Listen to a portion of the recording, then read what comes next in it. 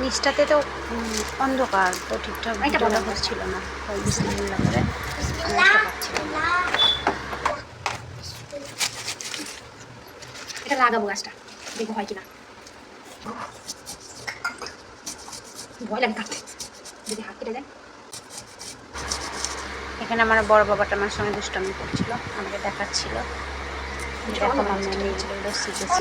এইগুলো কি লাগানো যায়? এগুলো লাগানো যায়? কেউ একটু জানিয়েন না কোনটা লাগানো যায়, ঠিক বুঝতে পারছিলাম না। তো আমি এটাও রেখেছি আর গাছটাও রেখেছি, দেখবো কোনটা লাগানো যায়।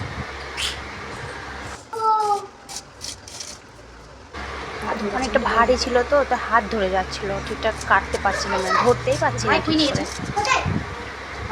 শেষমেশ হলো, ভালো করে পরিষ্কার করে নিলাম।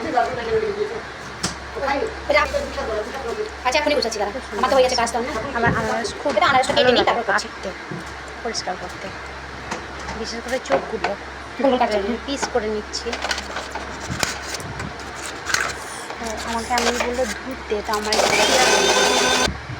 মনের আনন্দে কেটেই চলেছি।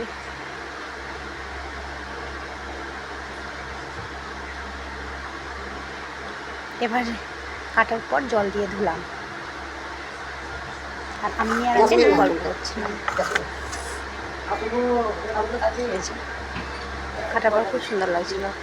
আমার এই গোল গোল করে খেতে বেশি ভালো লাগে, তাই আমরা গল্প করছিলাম যে আমি আপনাকে খেয়ে বলতে হবে কেমন আছে। আর আপনি বুঝলাম না, বলছিলাম শিখিয়ে দিচ্ছি। ভালো করে বলতে হবে আমার ইয়েদেরকে, অডিয়েন্সদেরকে, ওটা খুব সুন্দর খেতে, মধু তো।